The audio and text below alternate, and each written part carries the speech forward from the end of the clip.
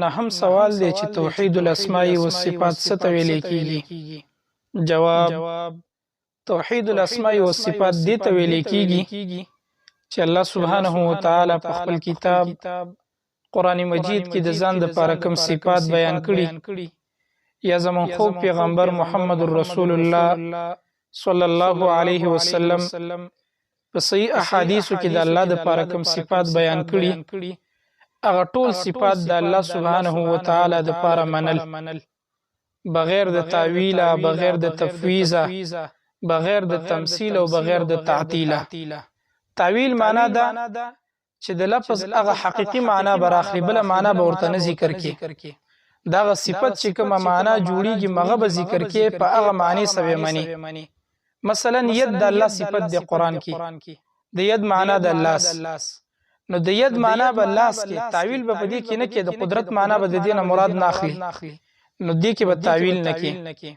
بغیر د تفویض معنا ده چې ته لفظ منی خو معنی نه کې او معنی صرف الله تسپاری د سبب نه کې.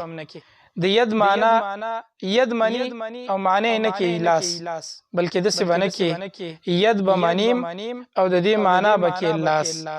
او بلا تمثيل معنا ده چې مثال به ول نه ذکر کې.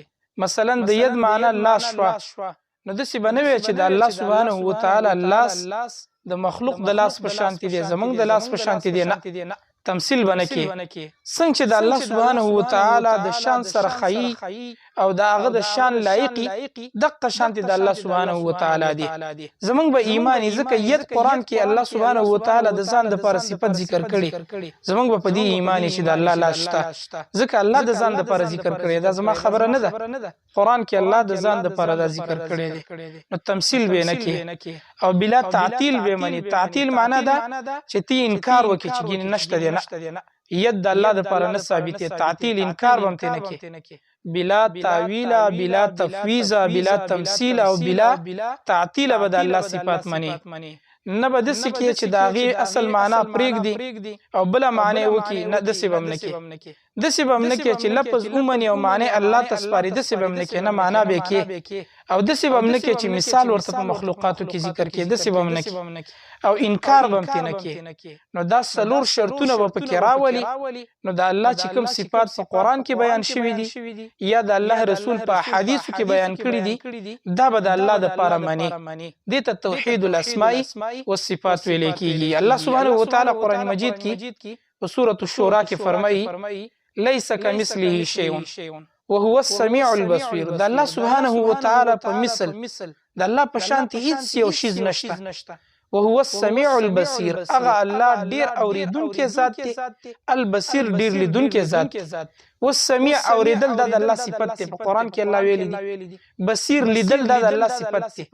نو موږ باندې د دې تعویل کو، نه به د دې تمثيل کو، نه به د دې تفویض کو، نه به په دې کې تعطیل کو. د دې وضاحت ما مخ کې وکړو.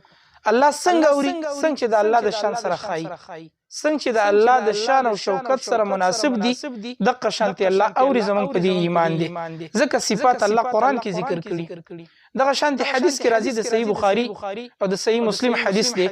نبی کریم صلی الله علیه وسلم فرمایي ينزل ربنا تبارك وتعالى كل ليله الى السماء الدنيا. الله سبحانه و تعالی هر شپه اسماني دنیا دا کوم اسمان چې موږ تخکاری دي تر کوزيږي د شپې.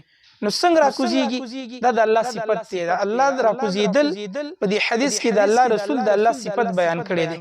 زمونږ په دې حدیث باندې ایمان دی چې الله راکوزيږي. څنګه راکوزيږي؟ څنګه چې د هغه د شان سره مناسب وي او خای دغه شانتي الله راکوزيږي. زمونږ به ایمانی، موږ به دا صفت منو. نو دا توحید الاسماء والصفات.